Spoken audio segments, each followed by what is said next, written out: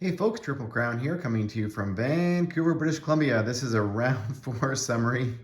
It's kind of I don't know, I'm laughing, but yeah, I enjoyed filming this round. We'll get into what happened. We'll pan over to the Pacific. So, very strategic island the Japanese captured, which the island was the island of Java. And why it's strategic is because there is a naval base there, which would have allowed the Japanese to move 3 sea zones over and completely wipe out the Anzac and combined British fleet. And they had nowhere to run, and that's because the Japanese are also sitting off Queensland. So nice.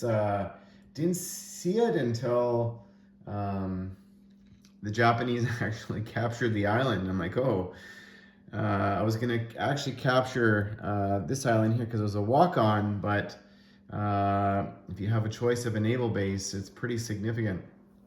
So that's what they decided to do. We'll get into how the Anzac responded, but the Japanese saw the move coming of the KMT coming down to attack Siam, so they bulked up with their naval transports. They now have at least 13 or 12 ground units there defending, and with their air force, with a bunch of transports sitting there and a bunch of more transports sitting off the coast of Tokyo ready to come down.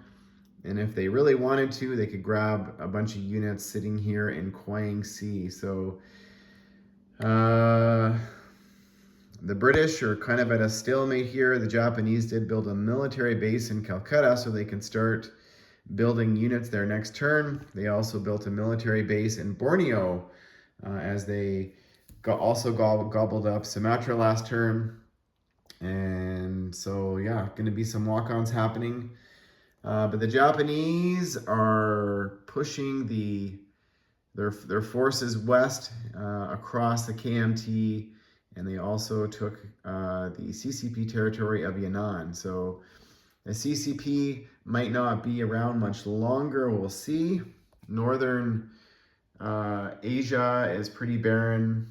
If the Japanese attack in Russia, that activates the Mongolians. They don't want to do that yet. And if the Russians, do a walk on into Manchuria, that places 3 free infantry in Tokyo. So kind of a little bit of a standoff happening between Russia and China. But how did the Anzac respond? Well, first the Americans flew 2 aircraft down on a suicide mission that were going to land here in Queensland, and they just wanted to sink one or whatever they could sink to weaken the Japanese Navy, and they scored 2 hits. They did not survive that attack, but they wanted to even the odds, and they ended up sinking.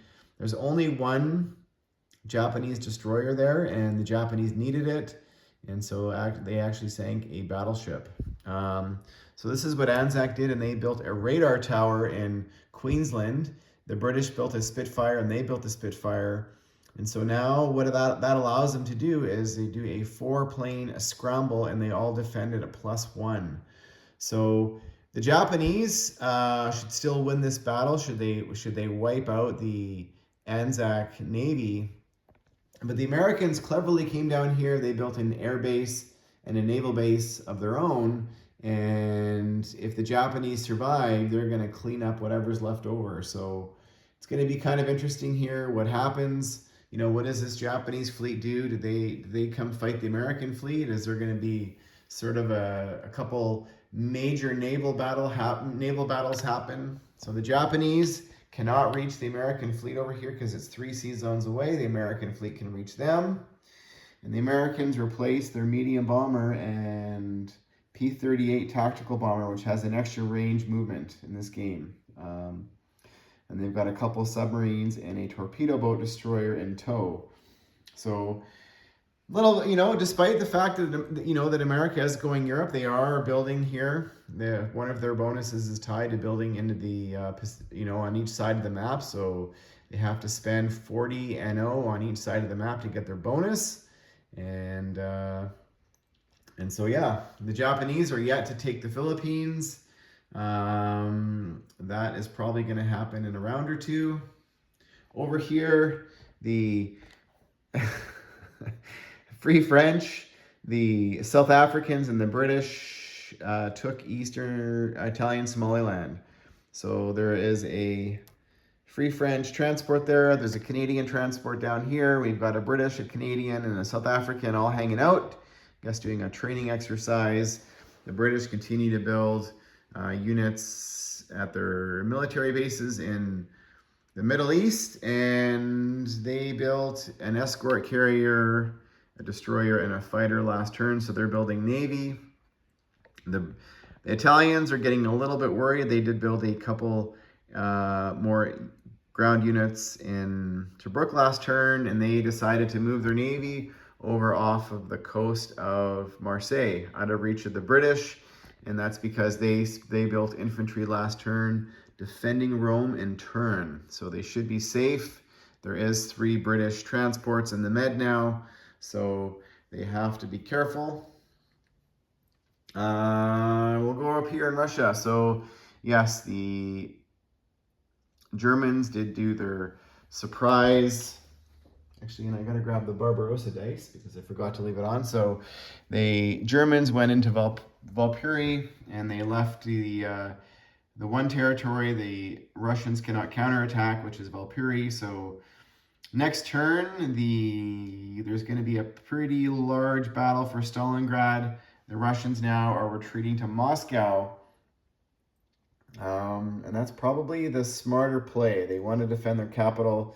They're going to lose Leningrad, although it's not going to be an easy fight. The Russians could counterattack. Do they want to, though? That is going to be the question.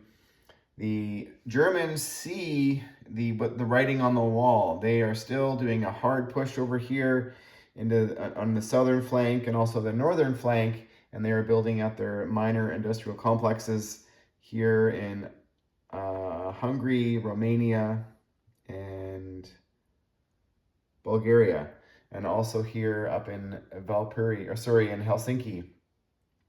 But they have not neglected to build in Western Europe and France since the start of the game. So they're building 3 units per turn in Paris, and whatever is left over from all the rest of their money, about 4 to 6 units per turn have been going into Western Europe and been railed to Paris. So Paris is pretty well defended. There's about 14 or 15 units there, and small.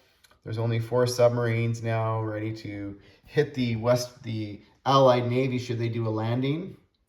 And now you've got the Russian Navy here. You've got 3 British and Canadian transports. We've got only 2 American transports, but the Americans have started to build a Navy. They built a carrier last turn. So yeah, so that's the Americans also came down here and they took Mexico and they took Baja, which they can annex. They also annexed 2 territories in Brazil last turn. So America is making $130 now. The Japanese are making 90. The Germans are making 76, and the British are making 60. So the Canadians and the Australians are making about $15 each, and the KMT's down to about 12. So what's going to happen here, folks? It's going to be interesting to tell. Should be a very, very interesting next couple of rounds. Thanks for watching.